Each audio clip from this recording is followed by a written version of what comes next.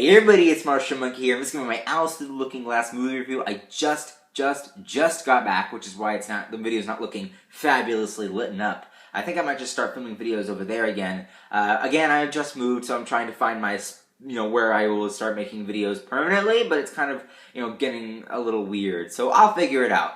But wow, just wow. Alice Through the Looking Glass has a lot of problems. So many problems that it should probably maybe do a sequel and do it right. I don't know, it's weird. I mean, I'm pushing for one, I want another one, because the first one was just so much fun and so great, and it made over $1 billion, got into the $1 billion club. Well, maybe not over, I don't know for sure about that one, but it did get into the $1 billion club, I do know that. And so you think that the sequel would do just as much and bring justice to that into the second one? But no. This movie has problems. Major problems that make no sense. And it's kind of like, I don't think that's what you should be doing.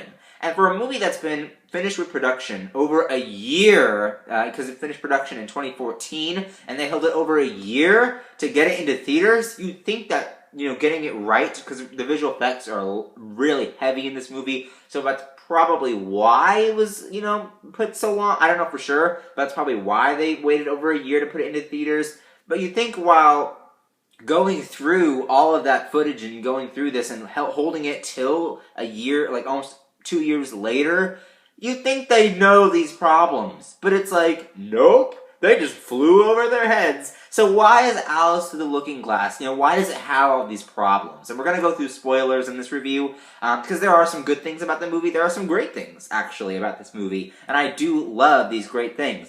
So we're going to talk about those, but in really good detail. So there are going to be spoilers throughout this review.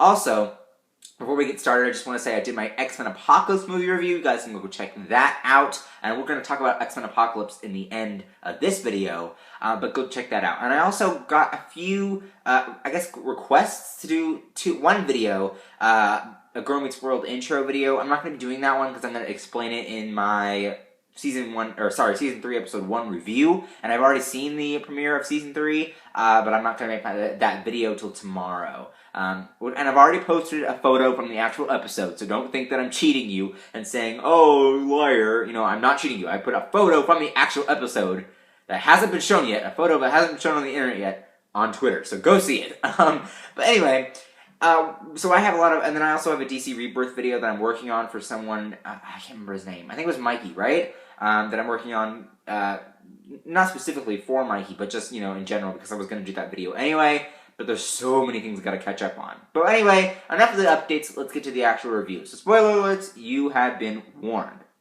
So this movie has a lot of problems, and we're going to talk about that in a second, but I'm going to give my general review and then my highlights, because there were some great things in this movie, like I said, great things. But let's talk about generally, what did I think of Alice Through the Looking Glass? I like this film. I actually do. Even though it does have a lot of problems, it's still great to see. I mean, it kind of derails a little bit throughout the film, but it's actually really fun to see, and I would actually maybe not take your family, but maybe take just like a friend or have a group of friends. The people in the auditorium, it was a really small theater. It was just the smallest theater ever. My X-Men Apocalypse theater, the auditorium there was big. It was huge. I mean, there were so many seats. And then the auditorium that I saw Alice in was just so little, and the screen was not wide. It was not huge. It was just a small screen. So I think that visually it was important to get that big screen, and we're going to talk about that in a second,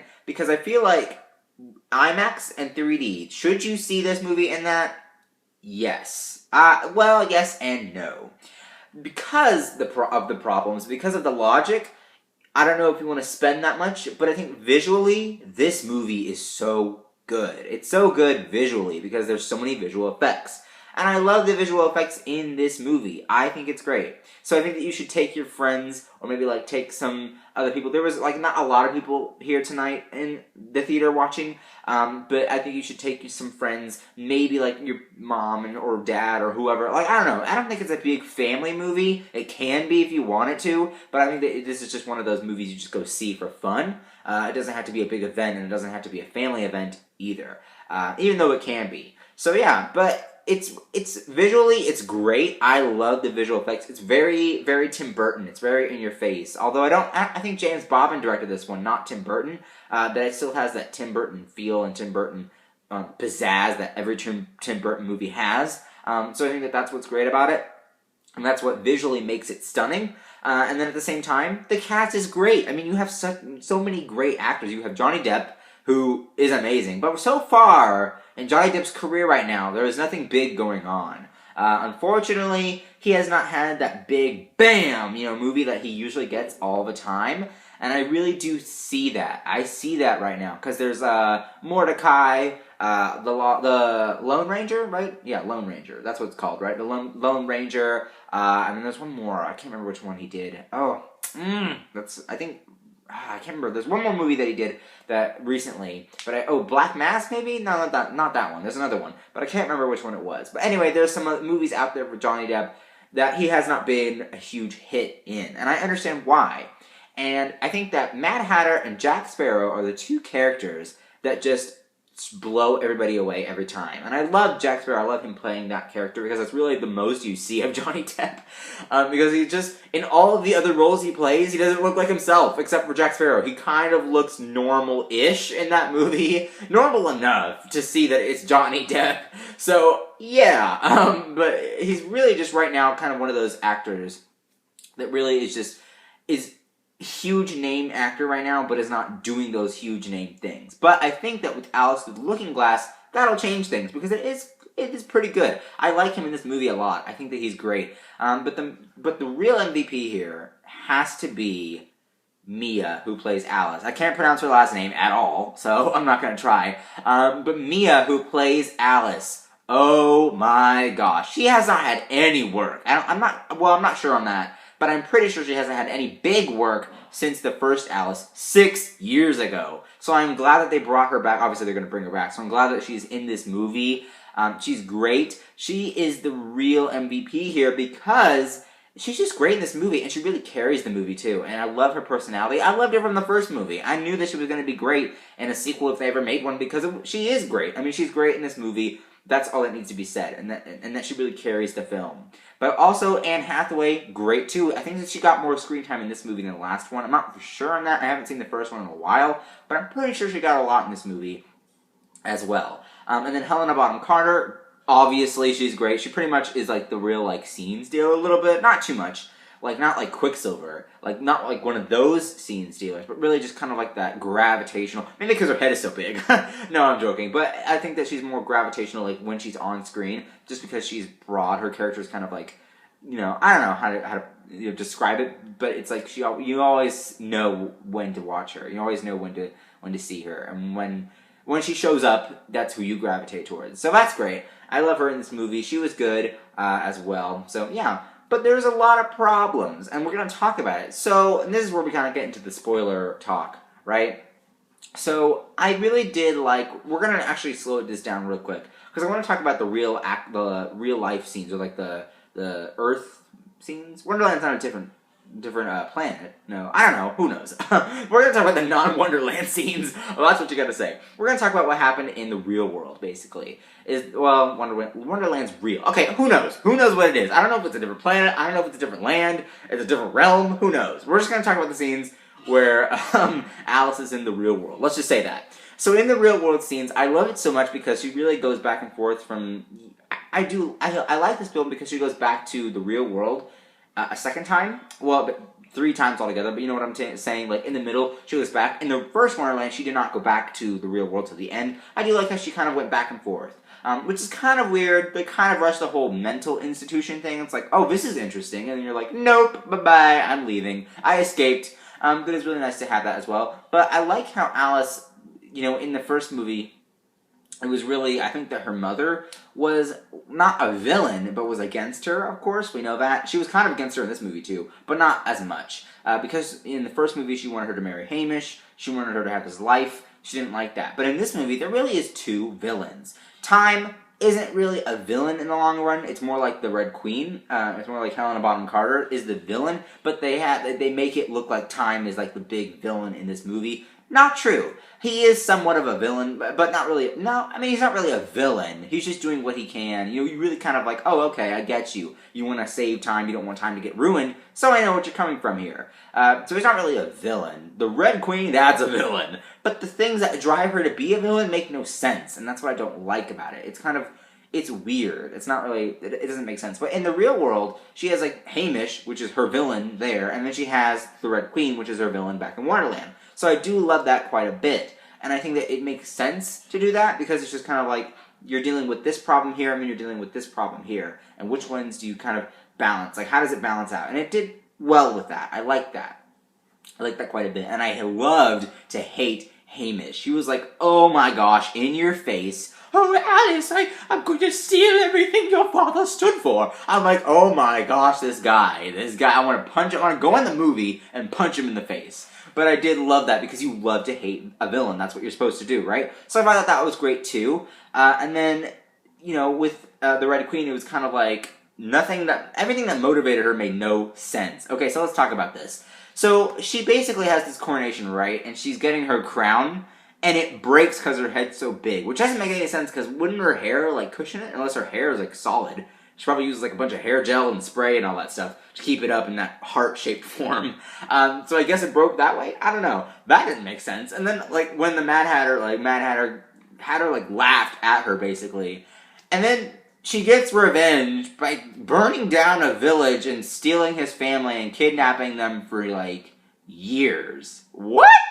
How does that make any sense? That makes no sense. It almost makes like zero sense because it's like what? That doesn't make any sense. He laughed at you and you're gonna kidnap his family for like what, 10, maybe 2, I don't know how many years, like so long?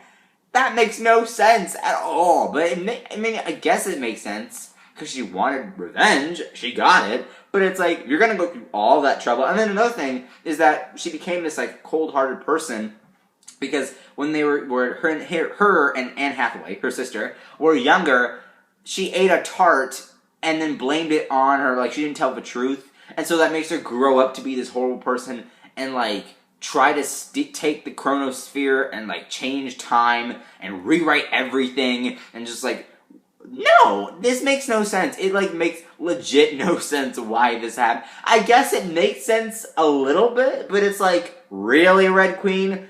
I mean, I guess you kind of see where she's coming from with that, but at the same time, I'm like, what?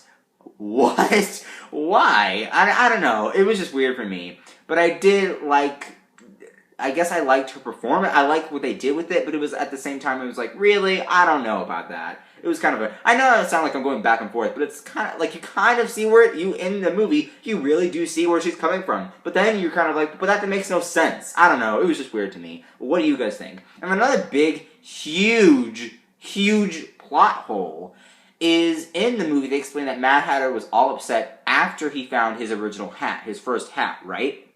And so he has like, what, not that long to live, and he's dying, basically. And you're going to go all the way back years and years and years and convince or try to save his family and then do all of that, right? Like warn his family, get them out of the day, then deal with the fiery village, like all of that. And yet you could have just gone back to that one day and made sure he didn't see his hat.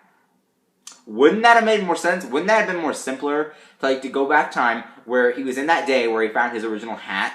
Because that's when he started dying. So it's like, wouldn't that have made more sense if you had gone back and just like made sure he didn't see that? I don't know. It was just something like, that's a big plot hole. Like, wouldn't that have made a lot more sense, right? But I kind of see where they're coming from later on in the movie because that wouldn't have, like, her finding out, Alice, finding out that his family was alive and like was captured by the Red Queen wouldn't have happened if she did do that. Like if she did go back to that one day. So I guess it makes sense, but at the same time, it's a big plot hole. So it's like kind of a big issue, right? I mean, like I said, the movie has a lot of problems. It makes no sense sometimes, and it's kind of like, how is this like made? Like how are these mistakes made? That makes no sense. But I'm glad that he found his family eventually. That was captured by the Red Queen. That's a good thing. I'm just saying. But it really makes no sense. But in the long run, Alice Through the Looking Glass is enjoyable because it has great moments in it. Some of my highlights are just the ocean of time. Like, Alice driving the chronosphere through the ocean of time was fantastic. I loved it quite a bit. And then also, Time himself, like when he's flickering and dying himself, that's great. I love the visual effects there. And of course, Wonderland just looks very vibrant and colorful. I do like that. So colorful that it kind of made me like, really? That's a lot of color choices going on there, Johnny Depp. Maybe you're going to talk to somebody about that, because your eyeballs, what the heck is going on there? Your makeup choices? But in the long run, it's great to see. It's visually stunning, and I do like it quite a bit. And I think that it's a really nice movie when it comes to visuals. So I do like that. And like I said earlier, the visuals are really great. So there's a lot of highlights visually in this movie. So that's what I liked about it. And I also like the scene where time just gets ruined, but the spark happens and like everything gets fixed and like it all gets bright and electrified again. That was cool too. So overall, there's a lot of enjoyable things in this movie, but the logic behind it is absolutely horrible. And I understand why people are reviewing it harsher than the first one, I guess you could say, because the logic just isn't there. So, I don't know. But it's still enjoyable, and I liked it quite a bit. I do recommend seeing it. It's not one of my biggest things. I forgot to rate X-Men Apocalypse, by the way. I forgot to rate it. That movie, to me, got like maybe an 8.5? Maybe, yeah, an 8.5. I'm going to give that one an 8.5 out of 10. But this movie, this one right here, I'm going to give this one a 7 out of 10. Because again, it is an enjoyable movie, but the logic makes no sense. But it's not as bad as other movies that I've seen. So I'm going to give it a 7, right? That seems fair to me. A 7 out of 10, I give that a good rating, right? So thumbs up for that. But what did you guys think about this movie? Comment down below. Links up there to my other movie reviews. Links in there to my Twitter, Instagram, Vine, vlog channel, and Sims channel. Don't forget to like and favorite this video. Don't forget to subscribe, and I will see you guys later. Bye. Disney welcomes you back to Wonderland. Oh, Alice, you're late. We're going to have so much fun together. Let's go. Mind your step. Ooh, not again. Sorry. Alice through the looking glass.